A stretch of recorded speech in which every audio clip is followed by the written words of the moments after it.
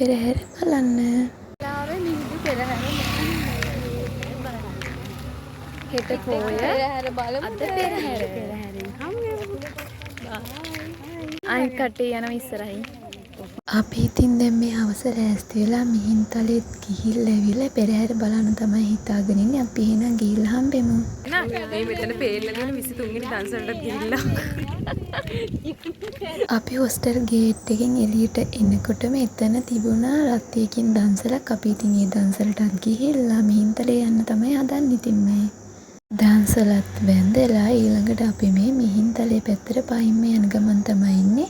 ඔයාලට පේනවනේ ඉතින් පාන්දර පැත්තේ කට්ටිය රැයට පෙරහැර බලන්න එහෙම ලෑස්ති වෙලා ඉන්නවා.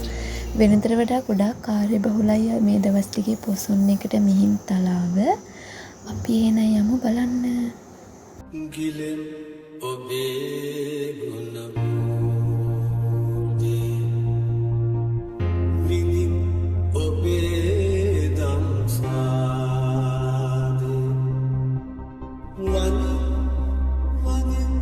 ඉතින් අපි මෙහෙම පාරේ මගදී අපි දැක්ක පෙරහැරට ගෙනපු හරි ලස්සනට අන්දනවා පෙරහැරට කරගෙන යන්න.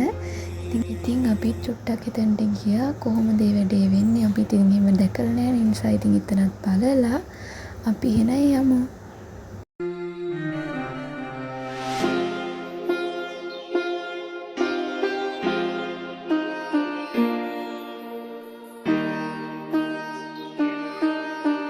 අපි පොඩි වෙලාවක් බලන් ඉඳලා ආයෙමත් ඉතින් මේ මිහින්තලේ පැත්තට පයින් යන ගමන් තමයි ඉන්නේ. අපි මගදී දැක්ක දන්සල් එහෙමත් තියෙනවා ඉතින්. කොහොමද ඉතින් පොසොන් පොයේ වැදගත්කම තියෙන වැඩිපුර මිහින්තලේනේ. ඒ නිසා ඉතින් මිහින්තලේ ඒ දවස්වලට හරිම ලස්සනයි, හරිම කාර්යබහුලයි. දැන් ඉතින් අපි මිහින්තලේ ළඟටම ඇවිල්ලා තියෙනවා. ඔයාලට ඈතින් පේනවද හරිම ලස්සනට මිහින්තලේ උඩ සරසලා තියෙනවා ලයිට් එහෙම දාලා. ඒ වුණාට ඉතින් ගොඩාක් සෙනඟ වැඩි නිසා අපි මිහින්තලේ නැග්ගේ නෑ. මොකද ගොඩාක් අය ඉන්නවනේ. අපි පස්සේ ගියා දන්සලකට.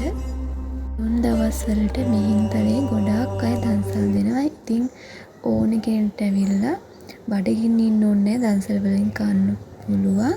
ඉතින් ඊට පස්සේ අපි මේ දන්සලනුත් කෑම කාලා ආයෙමත් මේ දැන් පෙරහැර බලන්න යන ගමන් තමයි ඉන්නේ. අපිට ඉන්න තැනක් හොයාගන්න ඕනේ. අපිට වාඩි වෙන්න තැනක්. අපි එහෙනම් ගිහිල්ලා බලමු. පෙරහැර පටන් ගන්න තව පොඩි වෙලාවක් තියෙනවා. අපි එහෙනම් වාඩි වෙන්න තැනකුත් හොයාගෙන පෙරහැරේදී හම්බෙමු. එහෙනම් ඔන්න දැන් අපි වාඩි වෙලා ඉන්නේ පෙරහැර පටන් ගන්නකම්. පෙරහැර පටන් ගත්තම හම්බෙමු. මම මේ අර ඒක දැන් අදිච්ච නිසාම කියන්නේ නර්තන ශිල්පී පෙරහැර පටන් ගන්න ඕන කසදාන සද්දේනෝ මට වඩා බොහොම මෝගුරා කියපු ශිල්පීන් මෙතන ගියේ. මෙතනින්ද ඔයාලට බලන්න පුළුවන් මෙහිදී පෙරහැරේ මම එකතු කරගත්තු පුංචි කොටස් ටිකක්. එහෙනම් ඉතින් බලමු අපි මෙහිදී පෙරහැර මොන වගේද කියලා. නාද රටාව යම් ප්‍රාථමික ස්වභාව කියන එක ප්‍රශ්නයක්. හැබැයි ඉදා වායු දේශනය වෙලා තිබුණේ ඒ නිසා ඒ තරම් දුර ඇහෙන්නේ නැති කියලා අපිට විශ්ලේෂ කරන්න නටන්නේ නේද? කාවදි හොඳයි. දැන් මේ අපි ඉදිරියෙන් ඉතාම විශාල නර්තන ශිල්පීන් ඉන්නවා. මේ පෙරහැර පවත්වන්න තරම් අපිට දරන මේ සවරන් නිර්මාණය උනේ. හැබැයි මේකට කියනවා මේ එක මිටට ඉන්නවා ඉන්දිය යුතුයි කියන පණිවිඩය තමයි මේ නිලමේතුමන් ගොරහර රජු කපුටක් කලබෝලා තියෙනවා. දෙනවා මගේ තවත් අස්තුකමක්. අද ගොරහරේ හස්ති විශාල කුලසක් ලංකා ඉතිහාසයේ නොවැනි හස්ති කුලසක් සංවිධානයේ කොහොමද හම්බෙන්නේ ආකාරයේ ඉස්සරහදී කන්දිලේවත් ඉඳලා යැලෙන කන්දිල යනකොට පොඩ්ඩක් නරකට තමයි යන්නේ. වාසනාව වෙනවා ඒකත් තියෙනවා. ඒක දැන් තියෙනවා. මේ වගේ මේ බලන්න පැත්තල වර්ණي. ඊළඟට මේ පොඩි මේක අනින්න නැහැ. අර අපේ දෝරා මේ ගිරින් ගන්නාම පුටි පාදියානා ටිකක් ප්‍රේරාවිලා කරා අර දිනකට වඩා ටිකක් වෙනවා වෙනවා. අදයි හස්තියා ගන්නේ නෑනේ මේක අපේ සංස්කෘතික පස්වරින් ඉතර වන්නට එකතු කරන මේ හස්ති වර්ණ භූමියක් නෑ. මේ හැමෝම මේ නර්තන සුඛ හැම තැනම නගන්න මේ දරුවා. ඒක අපෝන්ට ඉතින් අදින් ආරම්භන ගමන මේ අධ්‍යාපනය ලබන දරුවන් ඉන්නා බව පෙන්නනවා. මේ දරුවන් මේ තාලම් කොට තාලම් නර්තනයක් ඉදිරිපත් කරන්නේ. තාලම දුර්ලභ තැනක් තමයි මේ පෙරහැර. දැන් අපිට මේ කොත්පරා පුද්ගල සුවඳ අපේ නහයේ අපිට කියන්නේ ග්‍රාමීය නැටුමක්. හැබැයි දැන් අන්න අපි කියන පුස්තකම ගමන් කරමින් දෙන්නේ ගමන් කරනවා ඔහුගේ ඇඟිල්ලේ මේ රබාන කරකවන වේගය සහ නර්තනයේදී වර්තමානයේදී පොල් ඇක්සපොල් බල නෙමේ ඒ කියන්නේ ප්ලාස්ටික් පොල් බාහිරට අරගෙන ඒක නරකයි කියලා කියන්නත් බෑ හොඳයි කියලා කියන්නත් බෑ මොකද ඔබ කැමති කියනවා මම අහලා දුනා මේ අපේ රට පරදේශකාර විශ්වවිද්‍යාලෙම අල්ලාගෙන ඉන්න කාලේ සමත් කලාව මේ උදාහරණ සුත් කලාව දායවා මේක දැක්කා මේවා සමාජ මණ්ඩල අවුරුදු 10ක් කරන දෙයක් ඒකෙන් විශ්වවිද්‍යාල මණ්ඩල අපිට තියෙනවා ඒ ආශිර්වාදය අභිබලන් බලනවා හරියරියා ලංකාවේ ජනනිකම් කලාවේ අපිට හමුවන තවත් ඉතාම වටිනා අදවගේ වෙන ගොඩක් අවුරුදු 50කට පෙර දෙවියන් ඉතිරියට පෙරේට තෝරන. අපි ෆුට්බෝල් මැච් එකේ තියෙන වොලිබෝල් මැච් එකේ ඒ වගේ වැඩක්. ඔව්. එතකොට දැන් මැච් එක්කෙනෙක් හෝ දෙන්නෙක් අද මෙලට තුන් දෙනෙක් ඉන්න අවස්ථා තියෙනවා. ඒ තුන් දෙනා අතේ තමයි මෙතන ටීම් එක තියෙන්නේ. ඒ තුන් දෙනා තමයි වැඩිපුරම මහන්සි වෙන්නේ.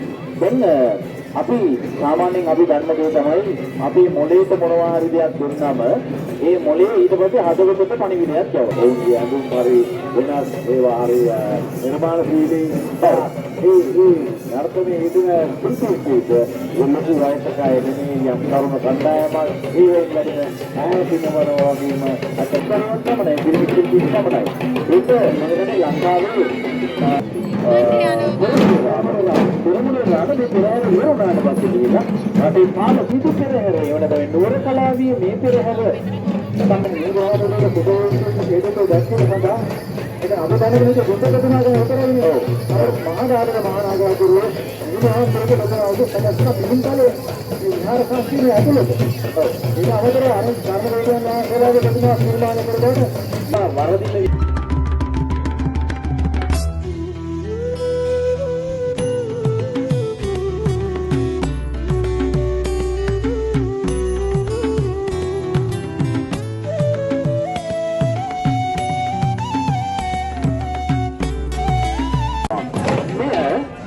වගේම අද වගේම හෙට මම කියන්නේ මුලින්ම